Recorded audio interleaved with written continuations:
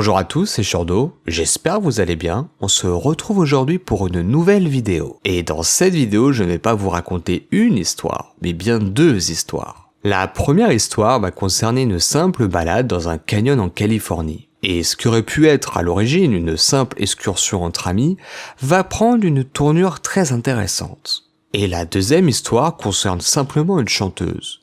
Mais pas tout à fait comme vous l'entendez. Mais avant de vous raconter ces deux magnifiques histoires, laissez-moi lancer le générique.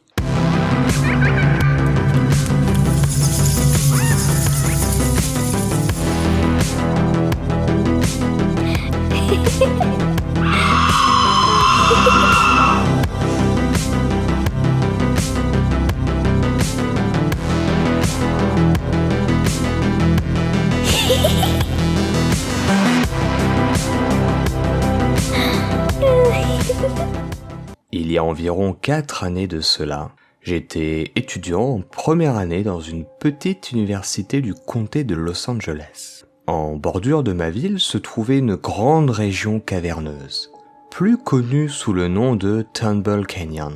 C'est ce genre d'endroit à grande réputation. Il y avait une grande quantité de folklore effrayant qui l'entourait. Les habitants de la région avaient pris pour habitude d'appeler cet endroit les portes de l'enfer. Comme très souvent, dans les endroits isolés aux États-Unis, bon nombre de légendes urbaines voient le jour.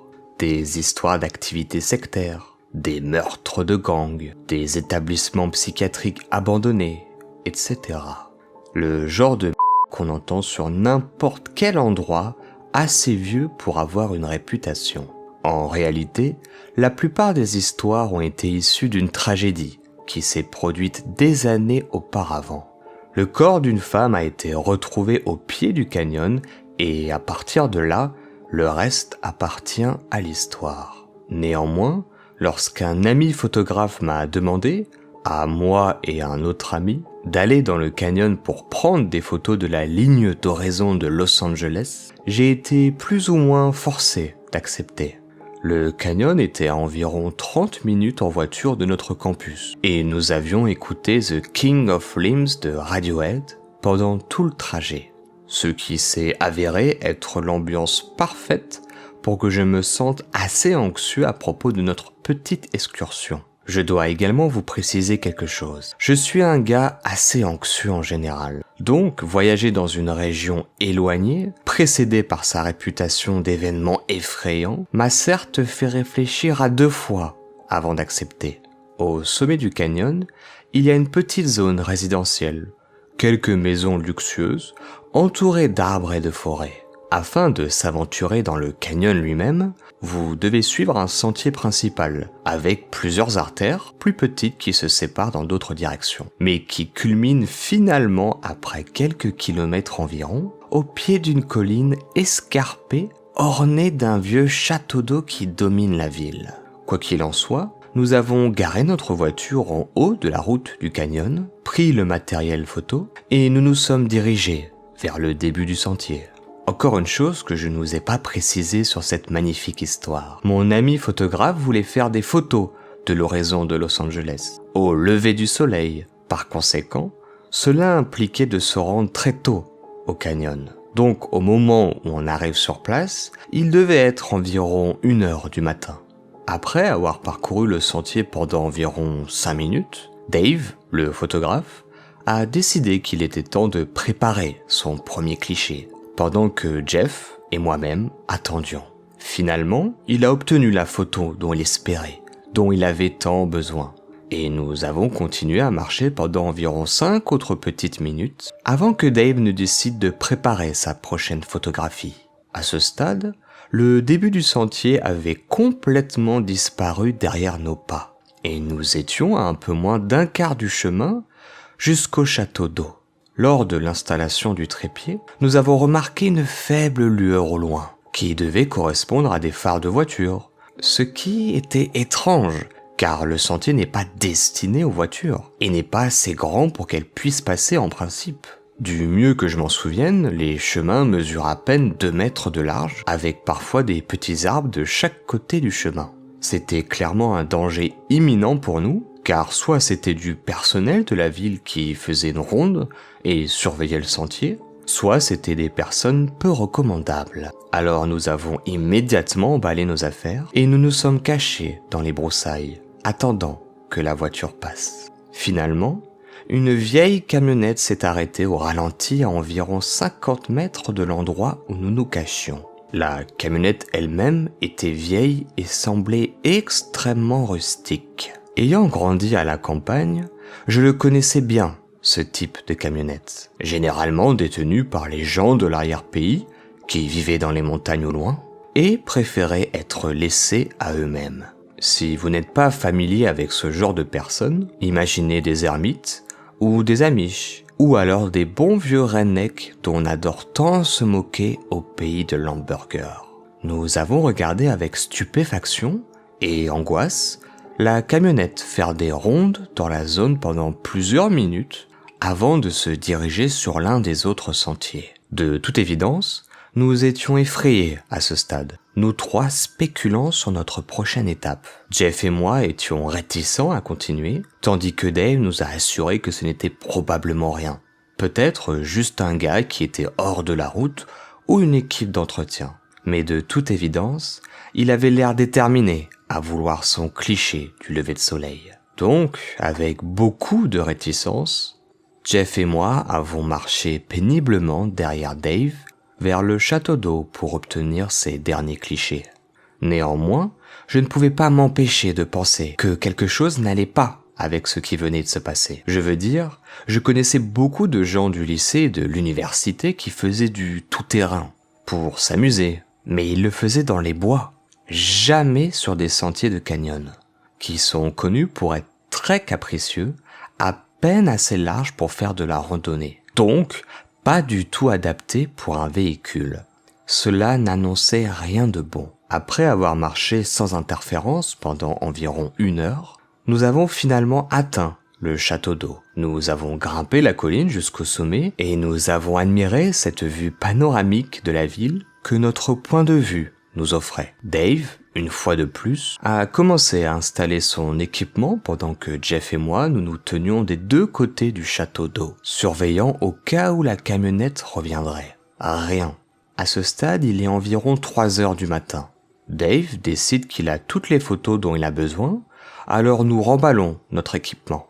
Et nous nous engageons à rentrer avant qu'il ne soit trop tard, vu que nous devons tous aller en cours dans quelques heures seulement. Mais juste au moment où nous nous préparons à descendre la colline, la camionnette s'approche et se trouve en dessous de nous, en contrebas dans le canyon. Le conducteur essaye à tout prix de faire grimper son véhicule en hauteur. La camionnette n'est vraiment pas faite pour ça. On peut entendre son moteur qui crie à l'agonie. Déjà, vous seriez téméraire d'essayer avec un quad. Alors avec une vieille camionnette, vous frôlez la bêtise, voire la folie. Effrayés, nous avons tous les 3 glissé le long du flanc de la colline, pour nous cacher dans les broussailles.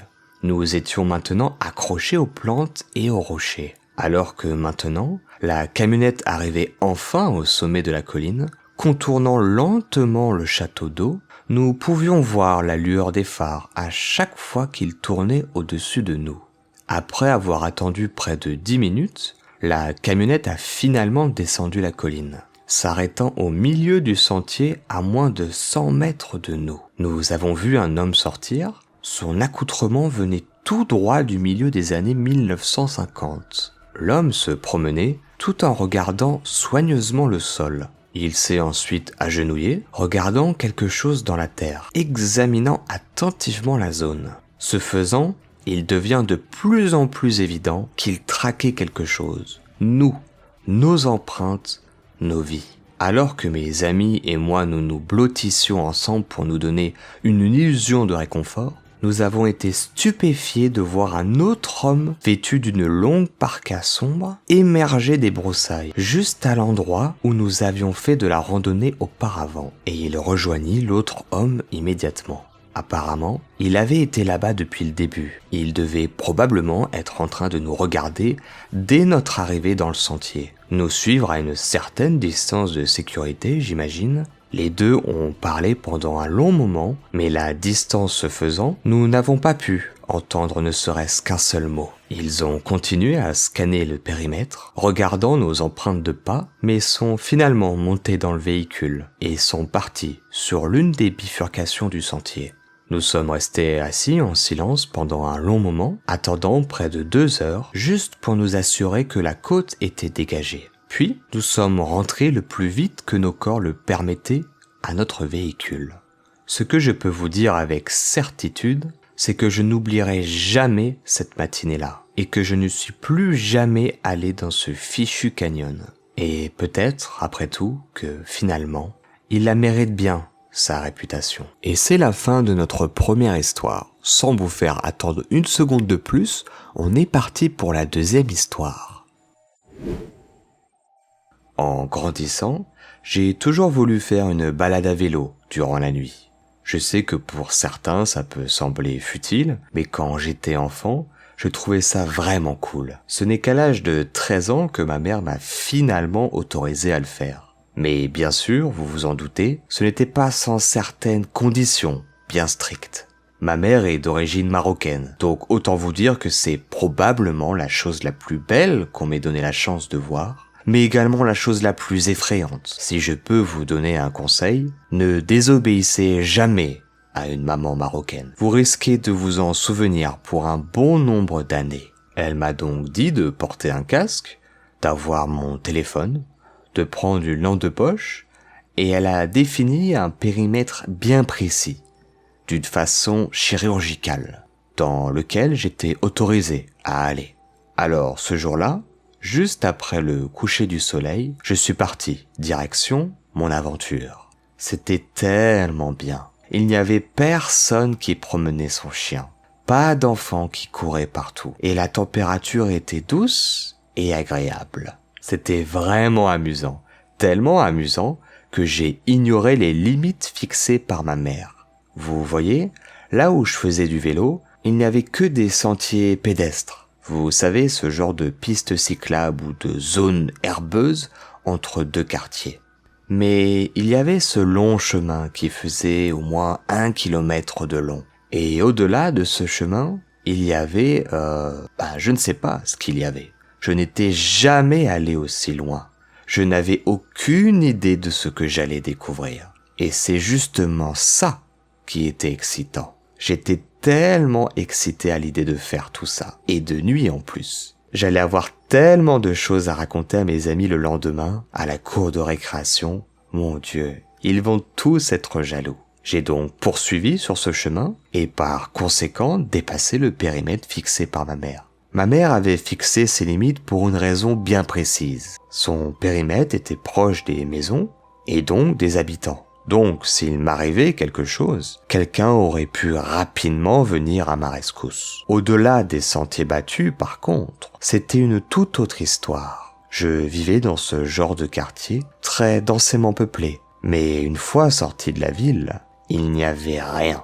C'était désertique. J'ai roulé le long de ce chemin pendant environ 10 minutes. Maintenant, il m'était quasiment impossible de voir les habitations. De là où j'étais, elles ressemblaient uniquement à des petites lumières blanches et jaunes au loin.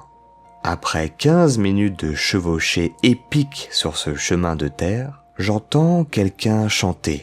Cela sonnait à environ 10 mètres devant moi. J'arrête de rouler pour mieux l'entendre. C'était une voix de femme. Elle chantait Eleanor Rigby des Beatles. Mais elle ne chantait pas les paroles. Elle chantonnait uniquement la mélodie. Sa voix était étrange. Vous savez, comme si elle avait fumé 2 paquets de cigarettes par jour pendant facile 40 années. Sa voix était fortement éraillée. Je m'approche suffisamment pour entrevoir une silhouette.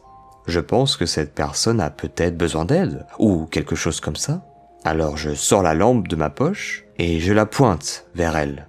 Au moment où la lumière l'a frappée, elle a complètement cessé de bouger.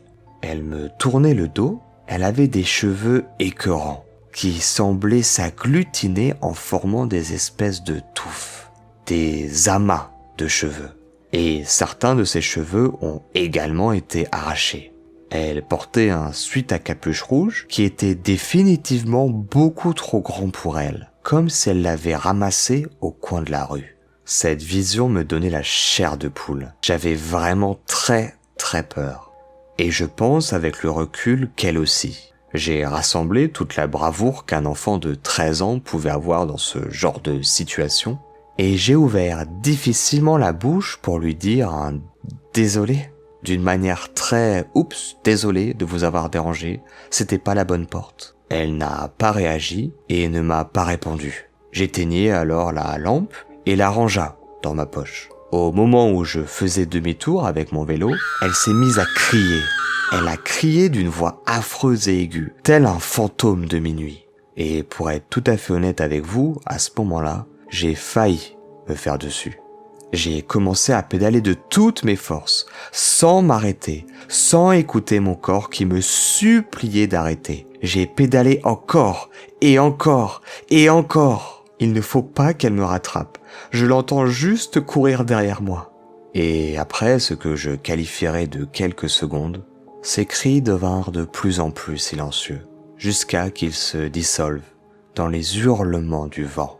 Et c'est ainsi que notre deuxième et dernière histoire de cette vidéo s'achève. Si cette vidéo vous a plu, comme d'habitude, n'hésitez pas à liker, partager et commenter. Et si d'aventure vous souhaitez soutenir davantage la chaîne, le meilleur moyen reste encore de vous abonner, d'activer la petite cloche et de me suivre sur mes autres réseaux comme Instagram, TikTok ou Discord. Tous les liens sont dans la description.